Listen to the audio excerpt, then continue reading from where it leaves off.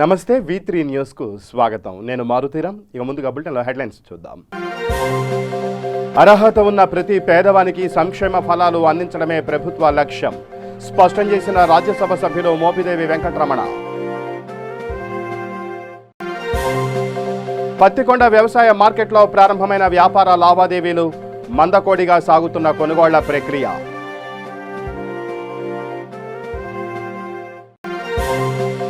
Private పాఠశాలల సమస్యలను పరిష్కరించాలి, సబితా ఇంద్రారెడ్డిని కలిసి వినతి పత్రాన్ని అందజేసిన ట్రస్మా సభ్యులు.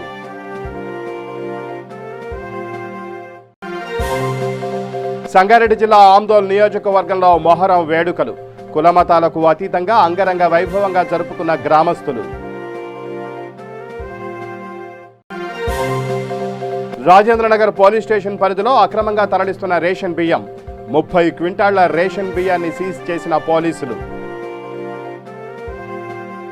ఇక బులెటిన్లో డీటెయిల్స్ చూస్తే, గుంటూరు జిల్లా రేపల్లె పట్టణంలో జరిగిన విలేకరుల సమావేశంలో రాజ్యసభ సభ్యులు మోపిదేవి వెంకటరమణ మాట్లాడుతూ, జగన్మోహన్ రెడ్డి ముఖ్యమంత్రిగా పదవీ బాధ్యతలు చేపట్టిన అతి కొద్ది కాలంలోనే ఎన్నికలకు ముందు ఇచ్చిన వాగ్దానాలను 90% పైచిలుకు అమలు చేశారని తెలిపారు.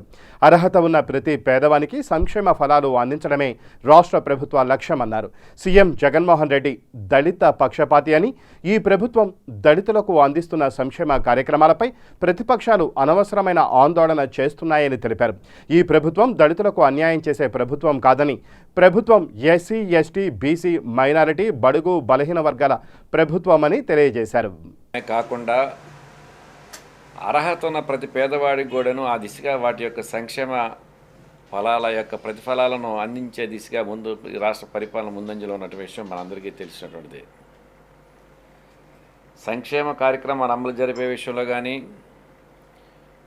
కోవిడ్ నివారణ చర్యలలో దాని బారిన పడకుండా రాష్ట్ర ప్రజల యొక్క రక్షించే విషయంలో కానీ, లాక్డౌన్ సమయంలో ఇబ్బందుల్లో ఉన్న ప్రజలను ఆదుకునే విషయంలో కానీ, వారు తీసుకున్నటువంటి చర్యలు కానీ, వీటన్నిటి వలన రాష్ట్ర స్థాయిలో, దేశ స్థాయిలోనే ఆంధ్ర రాష్ట్రానికి, మరి ముఖ్యంగా జగన్మోహన్ రెడ్డి గారి యొక్క పరిపాలన దక్షతకు ఒక గౌరవప్రదమైనటువంటి గుర్తింపు వచ్చినటువంటి పరిస్థితులు ఉన్నాయి.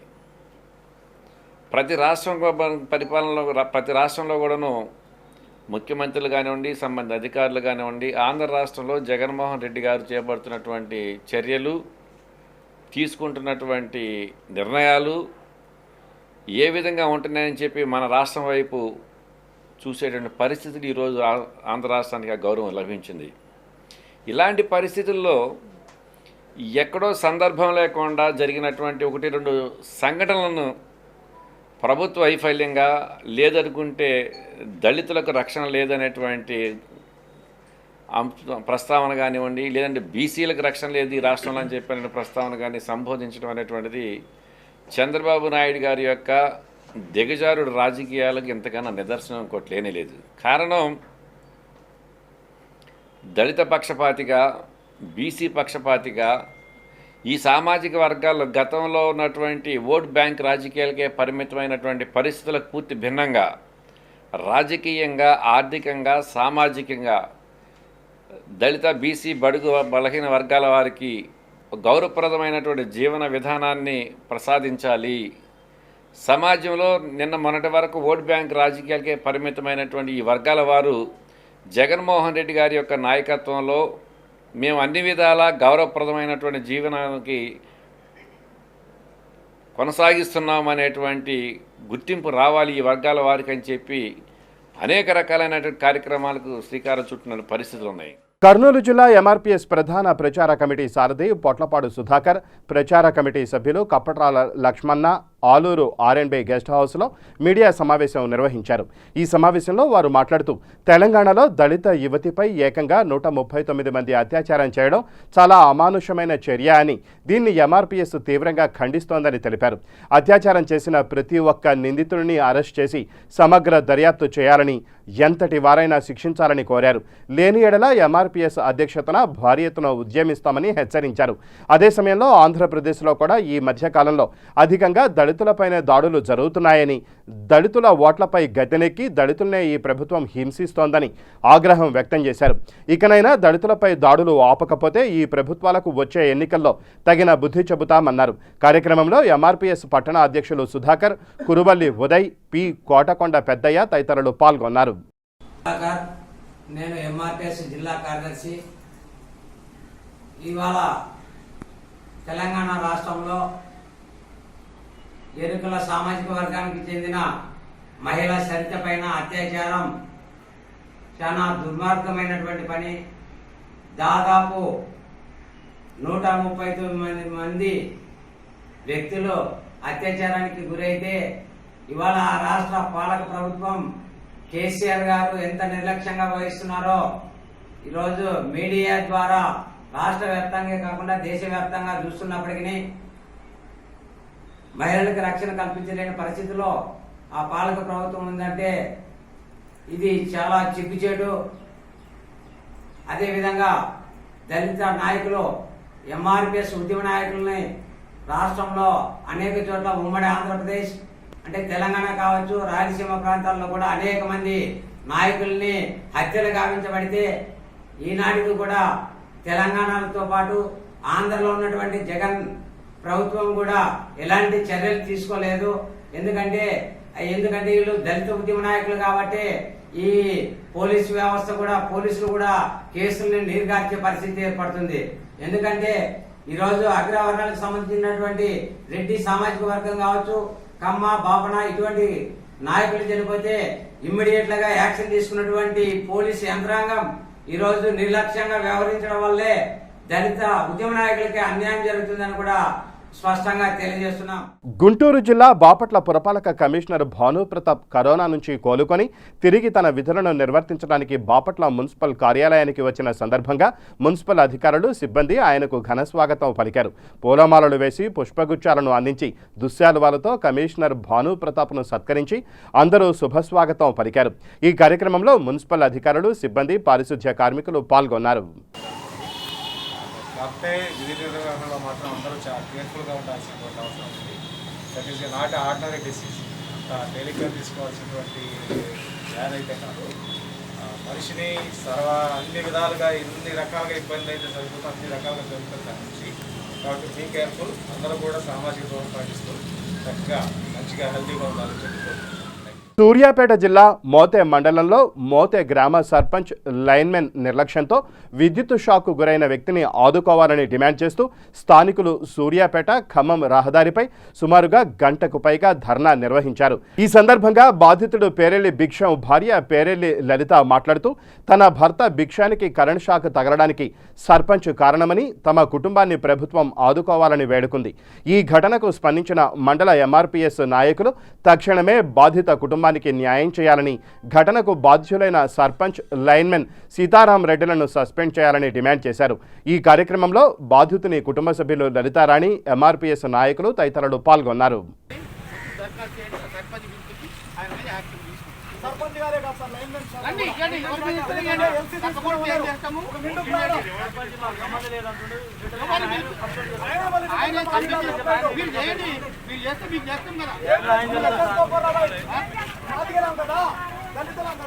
ఖండించాలి దళితుల పట్ల వివక్షను వేటాడే, దళితుల పట్ల వివక్షను, దళితుల పట్ల వివక్షను.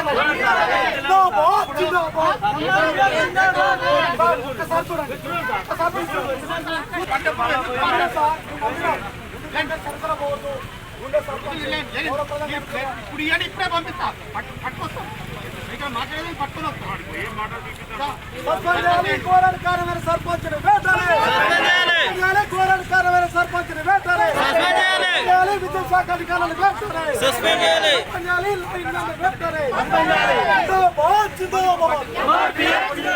రాజేంద్రనగర్ పోలీస్ స్టేషన్ పరిధిలోని హసన్ నగర్ బస్తీలో విశ్వసనీయ సమాచారం ప్రకారం అక్రమంగా తరలిస్తున్న 30 క్వింటాళ్ల రేషన్ బియ్యాన్ని పోలీసులు పట్టుకున్నారు. కేసు నమోదు చేసి దర్యాప్తు చేస్తున్నారు. 6 నెలలుగా కరోనా కారణంతో నిలిచిపోయిన పత్తికొండ వ్యవసాయ మార్కెట్ వ్యాపార లావాదేవీలు ప్రారంభమయ్యాయి.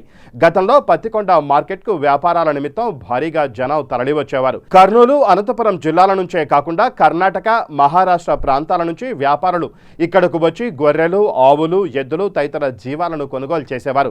మార్కెట్ ప్రారంభమైతే ఎక్కువ వ్యాపారులు వస్తారనుకుంటే చాలా తక్కువ మంది కేవలం గొర్రెలు, మేకలు మాత్రమే కొనుగోలు చేస్తూ కనిపించారు.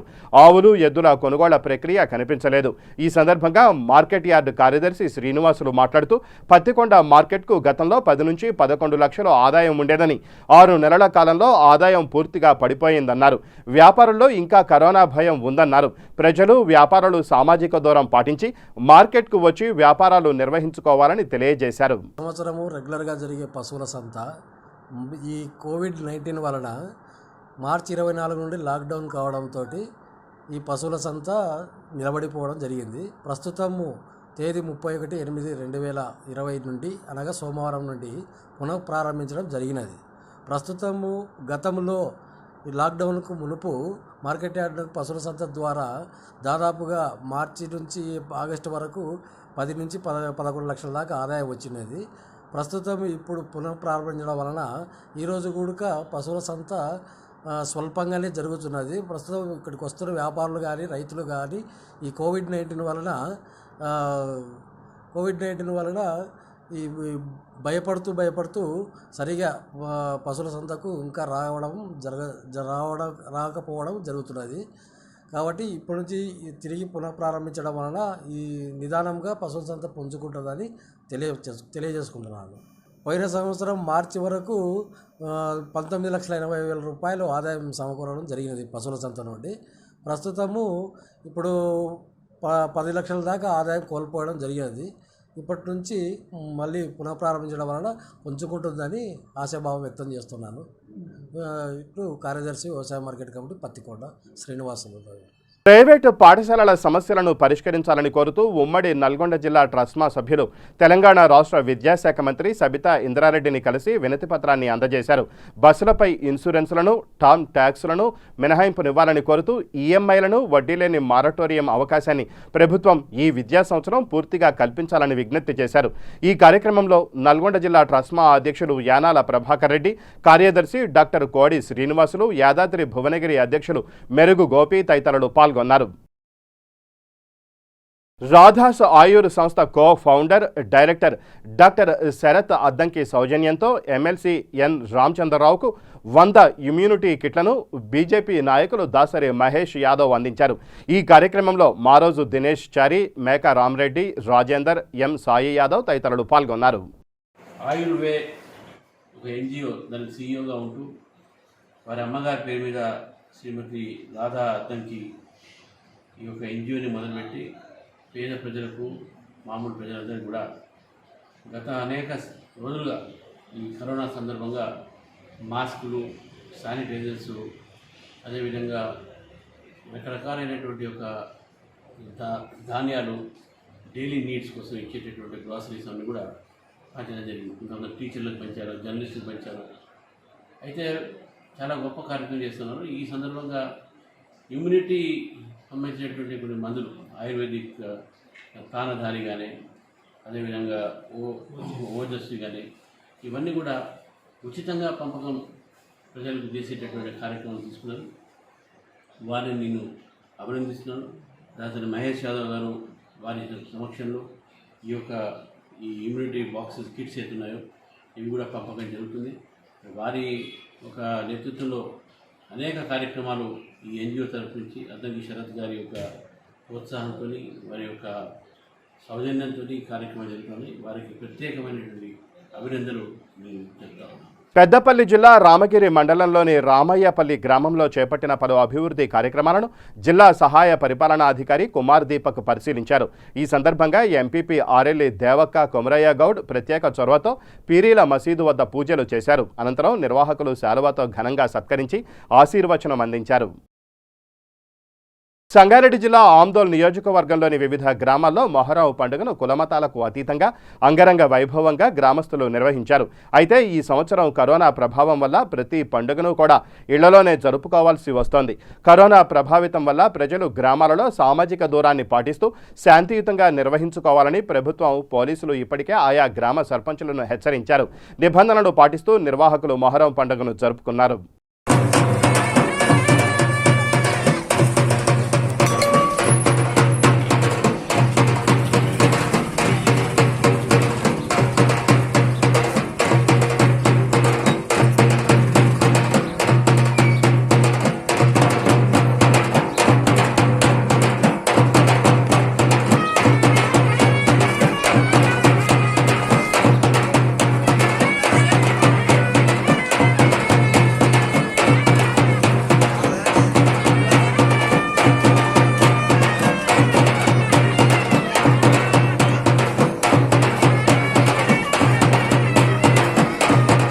సైదాబాద్ లక్ష్మీనగర్ కాలనీ అసోసియేషన్ వారి గణేష్ నిమజ్జన యాత్ర శోభాయమానంగా సాగింది.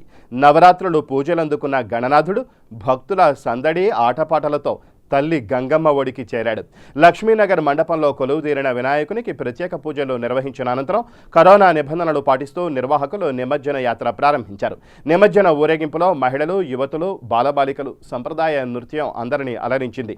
సరూర్ నగర్ చెరువులో నిమజ్జనం పూర్తి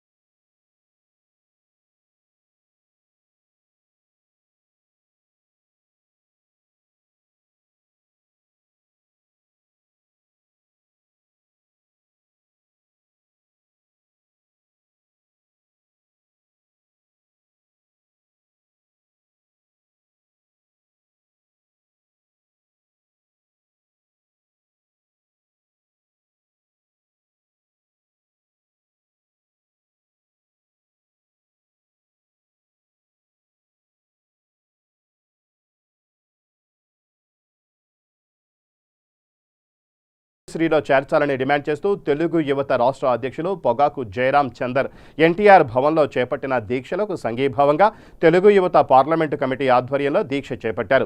దీక్షకు తెలుగుదేశం పార్టీ పార్లమెంటు అధ్యక్షులు అంబటి జోజిరెడ్డి ముఖ్య అతిథిగా హాజరయ్యారు. ఈ సందర్భంగా జోజిరెడ్డి మాట్లాడుతూ కరోనా మహమ్మారి వల్ల ప్రజలు అనేక ఇబ్బందులతో పాటు అప్పుల బారిన పడుతున్నారన్నారు. ప్రజల ప్రాణాలతో చెలగాటమారడం ప్రభుత్వానికి తగదన్నారు.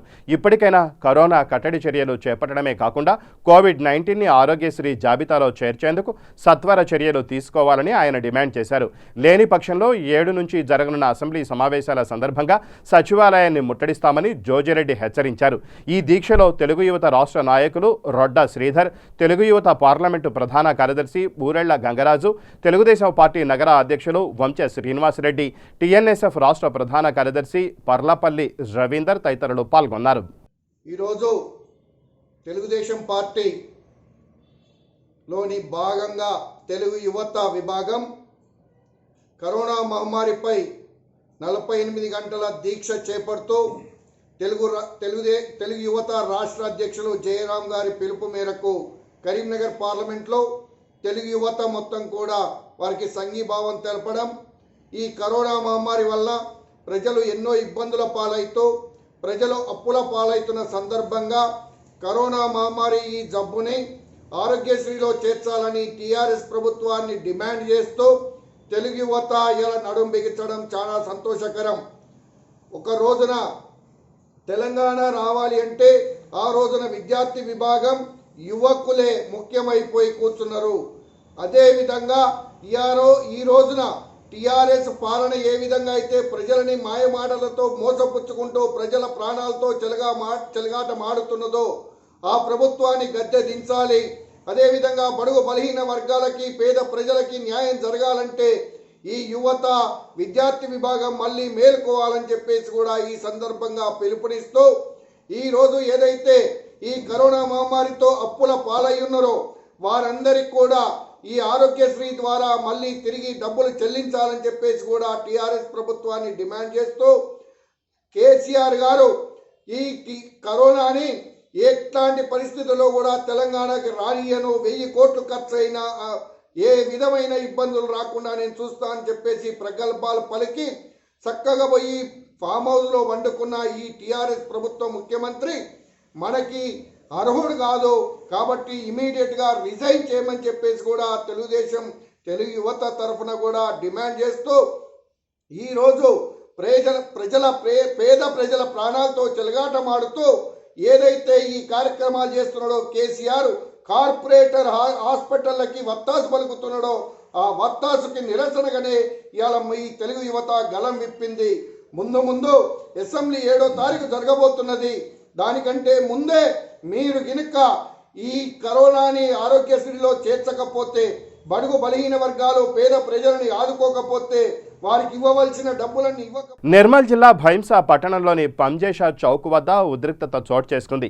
గణేష్ మండపం ముందు టపాకాయలు పేల్చిన అనంతరం పోలీసులు లాఠీచార్జి చేశారు.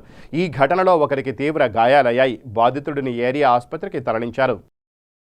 మహబూబాబాద్ జిల్లా దంతాలపల్లి మండలం బొడ్లడ గ్రామానికి చెందిన కొమ్ము ఉపేందర్ని అకారణంగా కులం పేరుతో జనిగల అశోక్ అనే వ్యక్తి దూషించాడని ఆరోపిస్తూ దంతాలపల్లి పోలీస్ స్టేషన్లో ఫిర్యాదు చేసిన అనంతరం బొడ్లడ స్టేజి వద్ద దళితులు ధర్నాకు దిగారు. అనంతరం స్వేరోస్ సంఘం జిల్లా నాయకులు కొత్తపల్లి మధు, స్వేరోస్ జోనల్ సెక్రటరీ ఇండ్ల వెంకటేశ్వర్లు మాట్లాడుతూ అశోక్పై వెంటనే ఎస్సీ ఎస్టీ కేసు నమోదు చేయాలని, రోజురోజుకు అగ్రకులాల వారు దళితులపై దాడులు ఆపడం లేదన్నారు. తమ గ్రామంలో రోజురోజుకు దళితులకు అనేక అవమానాలు జరుగుతున్నాయని అధికారులు స్పందించి కఠిన చర్యలు తీసుకోవాలని కోరారు. ఈ కార్యక్రమంలో ఎంఆర్పీఎస్ నాయకులు సురేందర్, కుల వివక్షత పోరాట సమితి నాయకులు కె మహేందర్ తదితరులు పాల్గొన్నారు. నిన్న రాత్రి 7 గంటలకు బొడ్లడ గ్రామంలో ఒక దళిత వ్యక్తి కొమ్ము ఉపేందర్ అనేటువంటి వ్యక్తి గత 2 నెలలుగా బజ్జీల బండి నడుపుకునేటువంటి సమయంలో బీసీకి చెందినటువంటి జనిగల అశోకు సన్నాపు రామచంద్రయ్య వాళ్ళ కొడుకు ఏదైతే ఉన్నదో కొమ్ముకొండ దగ్గరకు వచ్చి ఆయనను బండి దగ్గర మీరు ఎస్సీలు ఇక్కడ బజ్జీలు పెట్టకూడదు, మీరు బజ్జీలు పెడితే ఈ గ్రామంలో ఉన్నటువంటి మిగతా కులాలు తినరు అని చెప్పేసి కులం పేరుతోటి మాదిగ కొడుక అని చెప్పి ఆయన దూషించిండు. అదేవిధంగా ఎవరిని నువ్వు తిడుతున్నావు అని చెప్పి అలా భార్య అడిగితే మాదిగా మీరు పెడితే మేము బజ్జీలు తినాలని చెప్పి చాలా తీవ్ర పదజాలంతో తిట్టినటువంటి జనిగల అశోకును జనిగల అశోకును వెంటనే ఎస్సీ ఎస్టీ అట్రాసిటీ కేసు నమోదు చేయాలి. ఈ యొక్క కేసుపై స్థానిక ఉన్నటువంటి డిఎస్పీ గారు ఎమ్మటే స్పందించాలి. అట్లాగే కలెక్టర్ గారు కూడా దీని మీద చర్యలు తీసుకొని తక్షణమే ఈ కొమ్ముప్పన కుటుంబానికి న్యాయం జరిగేలా చూడాలని చెప్పేసి మేము దళిత సంఘాలుగా డిమాండ్ చేస్తూ ఉన్నాం. బొడ్లాడ గ్రామంలో రోజు అరాచకాలు అనేటివి అగ్రకులాలవి మితిమీరిపోతున్నాయి. ఒక 4 నెలల క్రితం ఎల్తూరి గోపాల్ అనే వ్యక్తి ఒక యాదవ కులానికి సంబంధించిన వ్యక్తి ఇంట్లో చనిపోవడం జరిగితే ఆ కులానికి డప్పు కొట్టి కట్టేసి రావడం జరిగింది. వాళ్ళు మర్యాదపూర్వకంగా పిలిచి ఆ వ్యక్తిని భోజనం పెట్టి కూర్చోబెట్టి భోజనం పెట్టడం జరిగింది. భోజనం పెడితే అదే కులం నుంచి సంబంధించిన ఒక వ్యక్తి వెంకన్న అనే వ్యక్తి ఆ వ్యక్తి ఈ మాదిగోడు మేము తినక ముందుకే మాకన్నా ముందు వచ్చి కూర్చొని తింటాను వారికి భూవేసులు ఫస్ట్ అని విస్తారణ తీసి పారేయడం జరిగింది. అదేవిధంగా గల్లబట్టి ఆ వ్యక్తిని ఎల్తూరు గోపాల్ అనే వ్యక్తిని కొట్టడం జరిగింది. కొట్టినా కూడా అందరం గ్రామ పంచాయతీ దగ్గరికి పిలిచి మాట్లాడడం జరిగింది. మాట్లాడితే అందరూ ఏదో తెలియక జరిగిపోయిందా అని చెప్పడం వల్ల మేము కాంప్రమైజ్ అవ్వడం జరిగింది. రంగారెడ్డి జిల్లా షాద్ నగర్లో త్యాగానికి ప్రతీకగా జరుపుకునే పండుగ మొహరం ఊరేగింపునకు పోలీసులు పకడ్బందీగా చర్యలు తీసుకుంటూ నిర్వహించారు. మొహరం పండుగ సందర్భంగా ఫరూక్ నగర్లో ప్రసిద్ధ బీబీ ఆలం ఊరేగింపు జరిగింది. తెలంగాణలో మొహరం పండుగను ప్రతి సంవత్సరం ఘనంగా నిర్వహిస్తారు. కానీ ఈ ఏడాది కరోనా వలన అవాంతరం ఎదురైంది. కోవిడ్ నేపథ్యంలో కేవలం మత పెద్దల సమక్షంలో నిర్వహించారు. మొదటిసారి కరోనా కారణంగా ఈ ఏడాది పండుగను నిర్వహించుకోలేని పరిస్థితి ఏర్పడింది.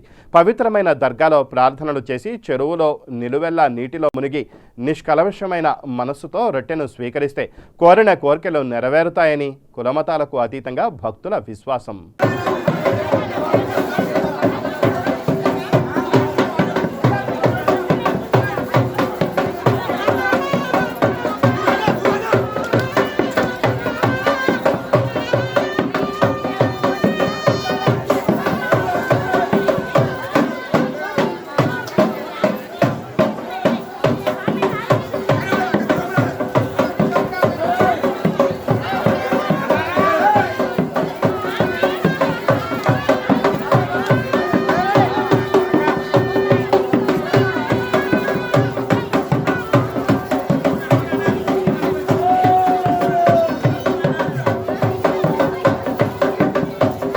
బులెటిన్ ముగించే ముందు హెడ్లైన్స్ మరోసారి.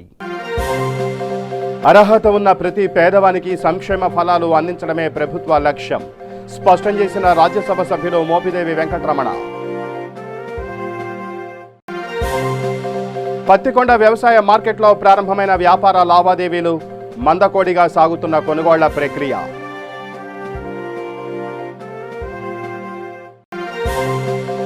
ప్రైవేటు పాఠశాలల సమస్యలను పరిష్కరించాలి, సబితా ఇంద్రారెడ్డిని కలిసి వినతి పత్రాన్ని అందజేసిన ట్రస్మా సభ్యులు.